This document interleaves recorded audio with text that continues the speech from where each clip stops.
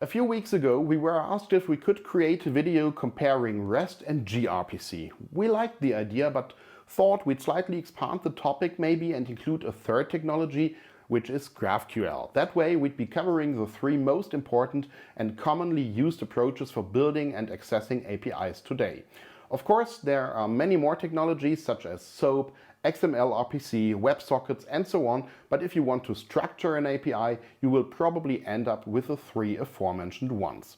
And to already reveal something, as is often the case, there is not the one technology that is universally the best. It often depends on the particular use case, and that's why in this video we first look at how REST, GraphQL and gRPC each technically work, what their respective advantages and disadvantages are, and which of them is best suited for which scenario. And now, without further ado, let's get started, and in this sense, hello and welcome to our new Developers Dictionary.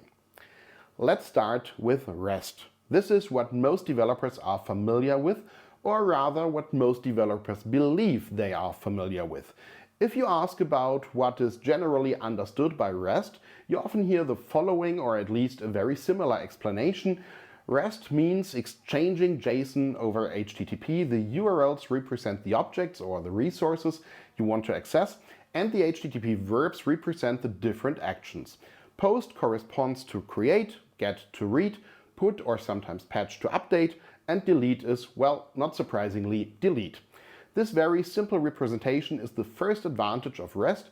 It is essentially just applying the CRUD principle, that is create, read, update, delete, to the API. So if you know how to use insert, select, update and delete to access a database, you can build an API with REST without much thinking that reflects these four actions at the API level. And therefore, in the end, you can quickly build a service. That sounds pretty good at first glance, at least. However, the API you've built this way isn't particularly good for several reasons we will discuss shortly. Moreover, this doesn't have much to do with REST either, and we will examine that in detail as well. But let's start with why an API built this way is not a good API. First, the API is not oriented towards the functionality, the domain of the application, but simply externalizes the database's technical logic. If you build an API this way, you are basically simply allowing the client to execute SQL over the network, and that's not the purpose of an API. Because if you want that, it's much easier to just make the database accessible from outside over the network. The purpose of an API is rather to enable functional, domain-oriented communication. That is, if you're writing software, for example, to digitally manage contracts, you don't create a contract and you don't update it, but you first draft a contract, you sign it, and then you conclude it. Drafting a contract, signing a contract, and concluding a contract, these are functional terms. And of course, these will eventually result in a create or an update operation in the database, depending on how you structure the database. But the point is, the purpose of your application is not to enable the user to perform create and update operations. If that were the case, it would be easier to just teach people SQL than to build an API. Instead, the goal is to enable contract management, and that's why verbs like drafting, signing and concluding are much more relevant than create and update. So the moment you voluntarily and artificially restrict yourself to the four HTTP verbs of REST, you are entirely throwing away the functionality of your API and switching to a purely technical perspective. We've made several videos on this topic in the past, and I personally consider CRUD not just an anti-pattern, but a harmful way of thinking about software development. If you want to know more, check out this video in the info card above, which unfortunately is only available in German. But that's not all. The next point is, since you are making use of the technical aspects of HTTP, of course it doesn't stop at the verbs. Why should you? The same applies to the status codes, and at first this seems beautifully simple. If a get does not find something, you return a 404. If you create a new record with a post, then it's a 201, a created. If you try to update something with put that has already been updated meanwhile by someone else, then it's a 409, a conflict. And so far, so good. But what if you want to update several records in one go? Say as a batch, and the requirement is that even if updating some records fails, you should update as many as possible. And let's say 9 out of 10 records could be updated and 1 could not. What then? This is not a 200, okay, because it did not work in its entirety. Do you then use status code 180 because that's 90% of 200? Or do you return a 409 ignoring that it actually worked for 9 out of 10 records? Or do you not return a result at all and the result of the batch operation has to be retrieved via a separate route and you just return the URL to it, perhaps maybe even as a redirect? As you can see, we have lots and lots of questions, and it's actually not that easy to answer what one should sensibly do in all these cases. Partial failures are something partial failures are something that REST in this variant of implementation is not really designed for. Yeah, and this brings us to a very crucial point in this variant of the implementation, because strictly speaking, this is not proper REST, at least not in its full definition. In REST, there are different so-called maturity levels that indicate how good your implementation is, and the lowest level, level 0, just requires that you send data, for example as JSON, via HTTP. Level 1 goes further and introduces the concept of resources with an endpoint, which stands for an entity, whatever an entity, by the way, means in this context. I guess you can argue and discuss about it forever.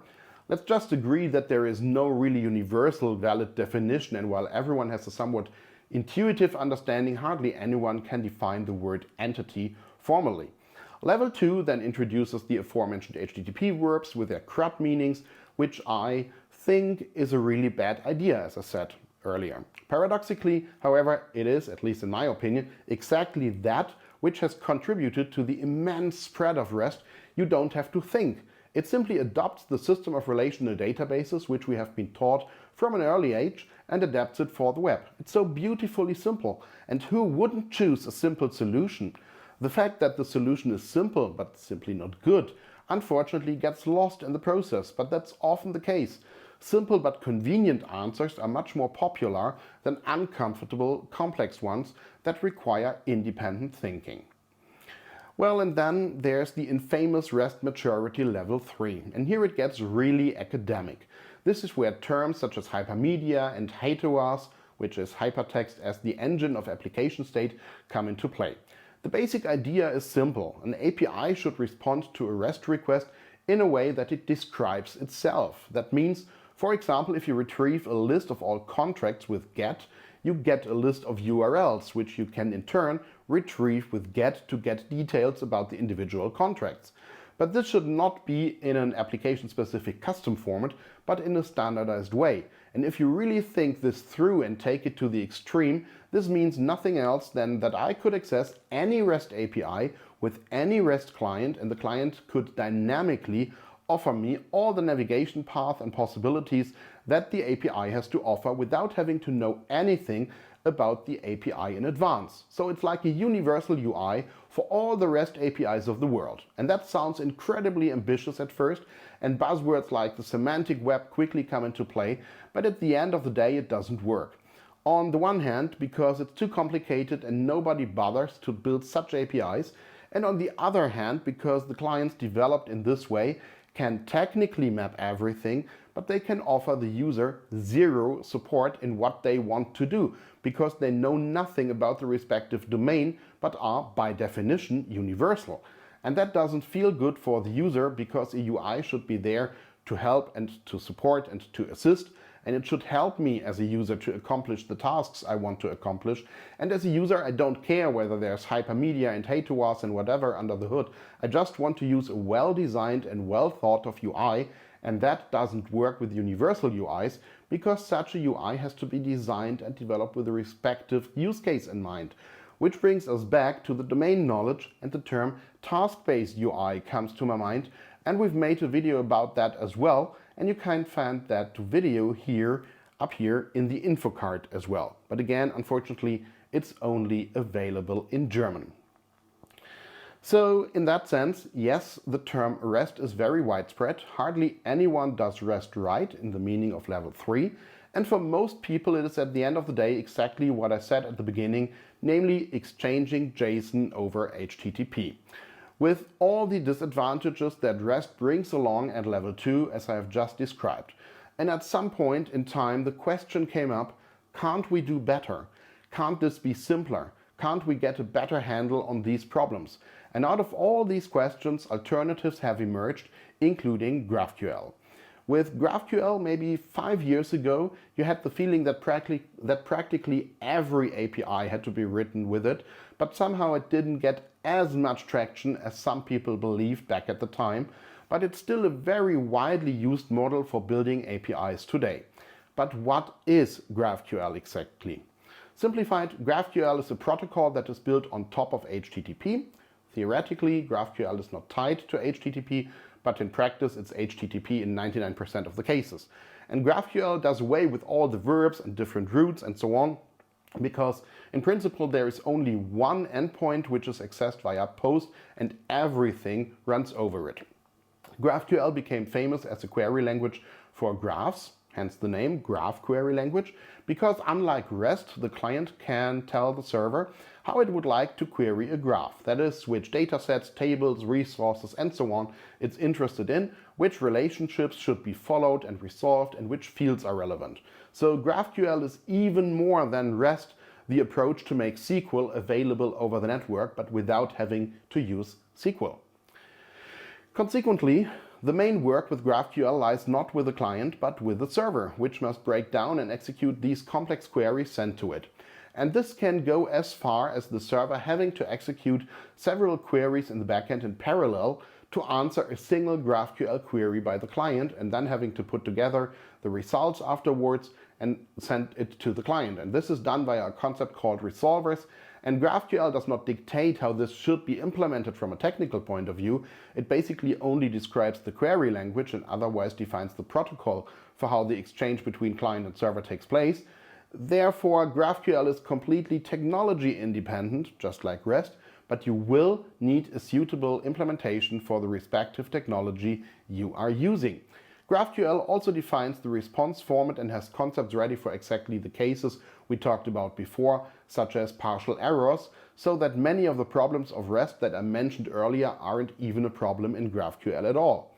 The HTTP status code, for example, also plays no role in GraphQL. They only indicate whether the GraphQL request itself, that is at the technical level, could be transmitted and executed. Everything else takes place in the application context, and that's why there is a much cleaner separation here between the purely technical communication layer and the domain-specific application layer with all the domain-specific things. But that's not all. With GraphQL, there is another thing. GraphQL not only knows queries, even if most developers initially think so. There are also so-called mutations, which are nothing more than orders to the server to execute actions. The key point here, however, is that unlike REST, the HTTP verbs are not misused for this, because as mentioned, everything in GraphQL runs over a single endpoint, which is accessed via POST.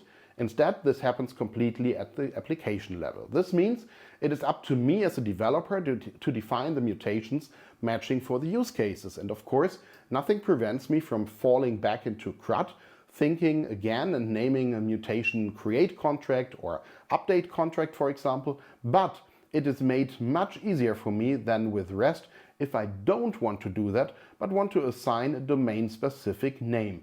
I can easily name my mutations draft contract, sign contract, and conclude contract, which then maps perfectly to the domain concepts of drafting a contract, signing a contract, and concluding a contract. This means if I already come from a domain-specific way of thinking, GraphQL welcomes me much better than REST, and it has a much better separation between the technical and the domain level. However, GraphQL has so far not been able to establish itself as the standard API technology, and there are several reasons for this. On the one hand, it's much more complex compared to REST, or rather pseudo-REST, that is JSON over HTTP. The query format is more complex, especially the processing on the server is more complex. You usually don't want to write this.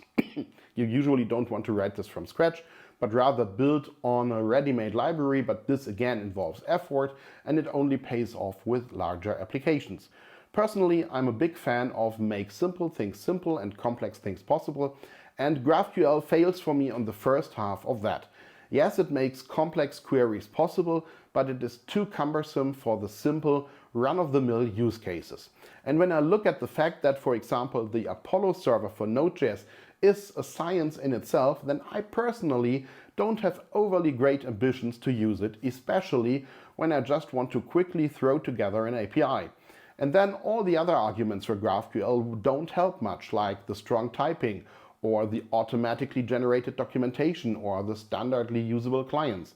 It is too cumbersome, too time-consuming, and it takes way too long, at least if you want to use it as a one-size-fits-all solution for any API. And if that doesn't work well enough, then the question, of course, is where GraphQL pays off, and you have to be careful there, because by giving clients the ability to shape queries themselves, there also comes great responsibility for the clients, because with GraphQL, you can't predict as precisely on the server side what kind of queries you will get in the future, and so it's much easier to run into performance-critical queries than with REST, where the queries are essentially statically predefined. And personally, I'd say GraphQL is worth it when I really have graph-based data that I need to query in a very flexible way, but otherwise I would probably stay away from it, or think at least very carefully about whether using GraphQL really pays off. Well, and then there's gRPC, which, as it often seems today, represents the status quo for how APIs should be built. gRPC is built by Google, and it's ultimately a binary format for messages detailing how clients and servers can exchange data. It's based on protobuf and is essentially an RPC protocol, which stands for Remote Procedure Call. That means it's about calling functions in a remote application and getting the result back over the wire. For this, you define these function calls and the messages necessary for that in a gRPC-specific custom language. This is in principle similar to GraphQL. And gRPC is also, by the way, strongly typed, but the biggest catch here is that it's not a human-readable format. It's a binary format. On the one hand, this is a huge advantage because the format is much more compact and thus more efficient.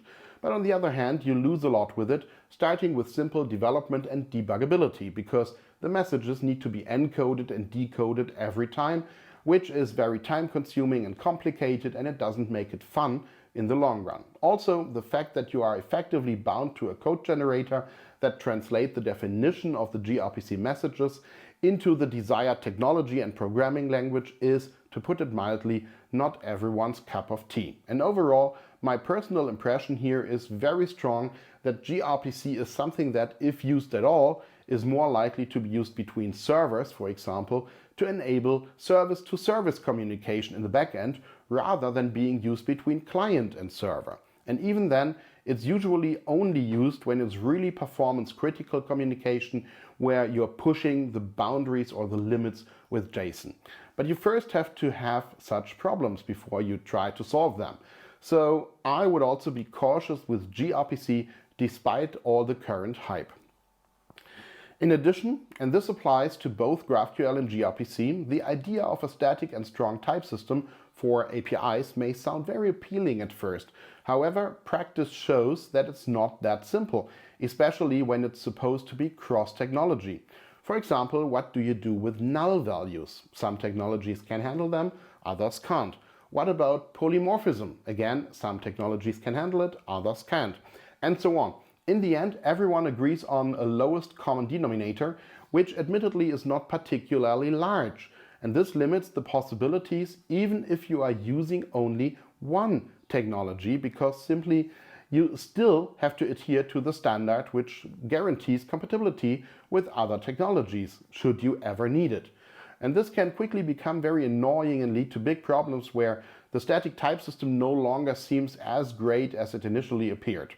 And this starts with things such as a simple query, for instance, when developing with an event-based architecture like, give me a list of the 10 most recent events. Well, I know they'll all be events, but I don't know what type they'll be in advance. What I do know is that they probably won't all be of the same type. And this is something that simply can't be expressed in the type system of GraphQL. And when you reach the point here where you say, well, you just serialize the events into a strings, omit all the type safety, transfer these strings via GraphQL, deserialize back into JSON on the client, to then be able to parse then I think, well, no, that's somehow not how things were intended. So not everything that initially sounds great in marketing is really such a fantastic thing in practice. Yeah, so what does this mean? How should one build an API? REST, GraphQL, gRPC, or perhaps something completely different? I want to give a short and a long answer to that. The short one: use GraphQL if the data you want to query is complex and graph-based, and if you need flexible queries. Use gRPC if you're looking for something for server-to-server communication, but only if JSON over HTTP is too slow and you have proven that it's too slow. And in all other cases, please don't use REST. This may be a highly unpopular opinion, but I personally think REST is a really bad idea. And you might ask yourself, okay, but what should I use then? Because if GraphQL and gRPC are only for special cases, but I'm not supposed to use REST either, what's left? And this is where my long answer comes into play. I'm going to describe how we at the Native Web see this issue, how we build APIs, and what we advise our customers when it comes to the question, how do I design and develop an API intended for use on the web and in the cloud?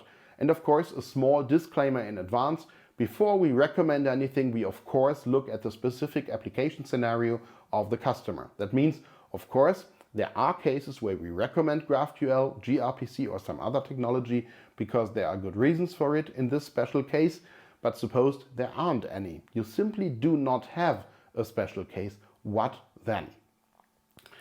We generally start by assuming that there's nothing wrong with HTTP, because HTTP has been tested for many decades. It basically works perfectly, it scales, and so on. JSON is also a very good choice, as essentially the very same applies here too. Both technologies, HTTP as well as JSON, also have the advantage of not being from a single company. They are technology independent, they are simple enough to be handled with curl on the command line if necessary, and so on.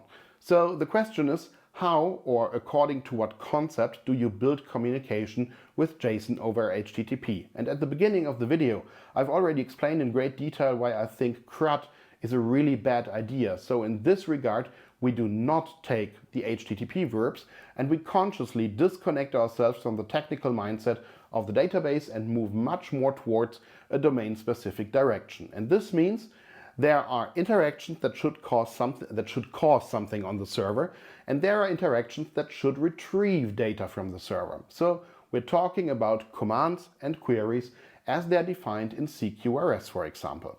Commands are actions that change the state of the system, while queries, on the other hand, are requests that return the state of the system. This means something like draft a contract would be a command, whereas something such as give me a list of all contracts from the first quarter would be a query. And we separate exactly that. Commands are POST requests, queries are GET requests. So let's first look at the commands. Their goal is to change the state of the system, that is, to effect an action. They represent the user's task or the user's wish to do something, to achieve something. And that's why they are actually called commands. Well, and therefore it makes sense to see them as POST requests. And we put them and we put what the command is about into the URL. So if it's about drafting a contract, then the URL could be /draft contract. Or if it's about placing an order, it's /submit order. And you can see the pattern here. This doesn't always apply, but in many cases a command root is just a verb plus an object. Draft contract, submit order, send email, invite guest, pause printer, and so on. And with all these examples, you can already see how much this goes beyond create, read, update, delete, simply because it really corresponds to the language of the business domain. Well, and what's still missing, namely the actual payload of the command, for example, which contract, which order, or which printer is specifically meant, what the contract data are in detail, or how long the printer should be paused, that's then just JSON in the request body. This means, to sum it up, if you want to do something on the system, send a POST request, the URL states which business process it is about, and the details are included as JSON in the request body, and that's it.